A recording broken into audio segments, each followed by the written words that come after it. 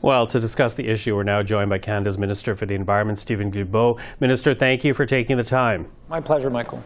Now, your government calls this a pollution cap, but Alberta says it will ultimately become a production cap because companies will choose to develop resources elsewhere once they meet your allowable emission ceilings. Does that worry you at all that this will have a negative impact on the Alberta economy?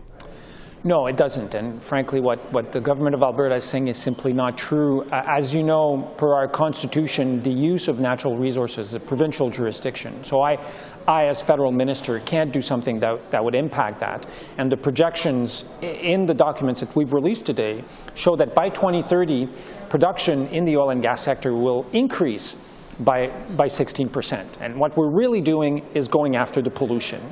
And we've done analysis over 2 years. We've talked with experts, with people from the industry and provinces, and our analysis showed that we can reduce the levels of pollution by 35% in the sector by 2030, while the production continues to increase. There's lots of technologies out there, and we're not talking about technologies that haven't been invented yet. Like, these are all off-the-shelf technologies that companies can implement right now to reduce pollution. Except that when you listen to the Alberta Premier, because she had a news conference not long after your own, you know, she says technology has already led to a big decrease in the amount of carbon that's created by the oil and gas industry. So she is making the argument, lean in on this, because not only she, but for example, business groups will point to the fact that industry will move elsewhere, and they're very worried about the impact this will have on essentially oil and gas workers in the province.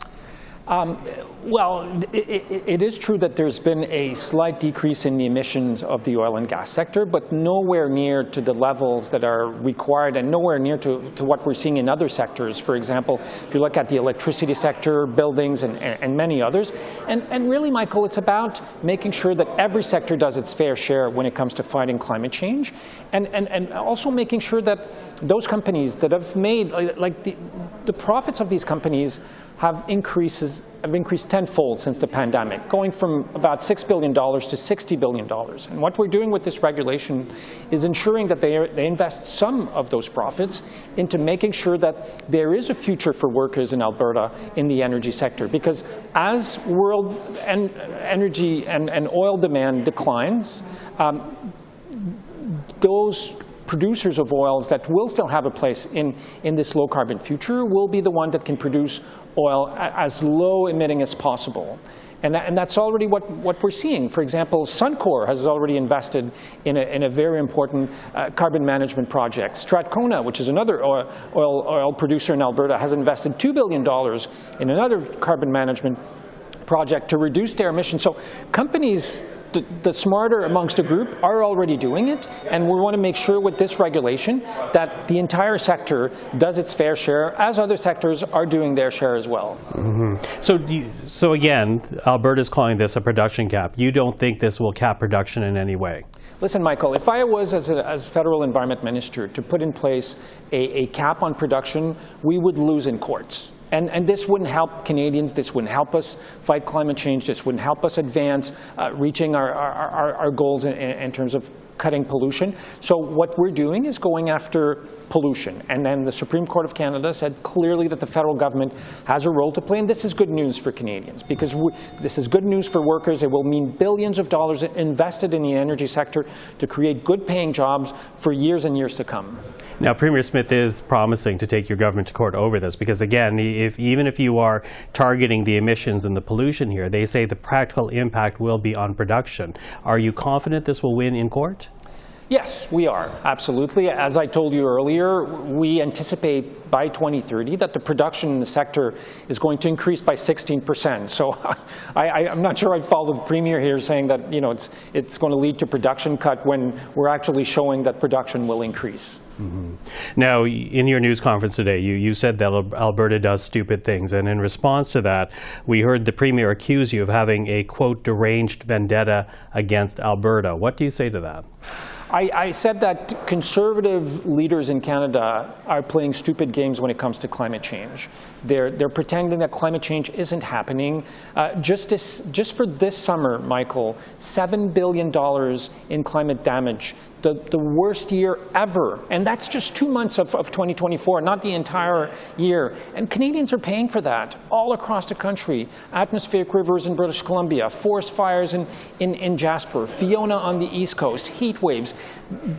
Climate change is real, it's happening, and as a responsible government, we're putting in place a plan to ensure that we can fight climate change, that we can invest in the Canadian economy, and we can create good jobs. Conservatives, leaders like Pierre Poilievre and Premier Scott Moe and Premier Smith are pretending that climate change isn't even real, and that's why I say they're playing a very dangerous game with the livelihood of Canadian, with the future, not just the economic future, but what kind of planets will we leave to our kids and grandkids? We have a moral obligation to act, and unfortunately, they're failing on that obligation.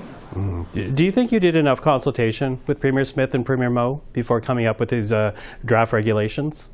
Well, I mean, we tried. Alberta refused to show up for most of the meetings, so we can't force people to participate in our consultations. But we've been working on this for 2 years, Michael. Like last year, roughly at this time, we produced a framing document which was based on months and months of consultations, like more than 100 meetings with industry, experts, provinces. We've continued the consultations since then in 2024, and these are draft regulations. We will continue conversations to finalize the regulations in 2025. But at the end of the day, if some provinces simply won't participate, it's not something we can control, but we're willing to work with everyone to make this the best possible regulations they can be. Are you worried that Parliament may not last long enough to see these regulations see the light of day? Well, my message to the Bloc Québécois and to the NDP, who've called on us to move ahead with this regulation, putting a cap on the pollution of the oil and gas sector, is that if the Bloc Québécois decides they want to work with Pierre Poilievre and make the government fall, they will be responsible for preventing us from being able to put in place this important piece of regulation to make sure that Canada does its fair share, to make sure that the oil and gas sector does its fair share when it comes to fighting climate change. Minister Steven Guilbeault, thank you so much for the time this evening. Thank you, Michael.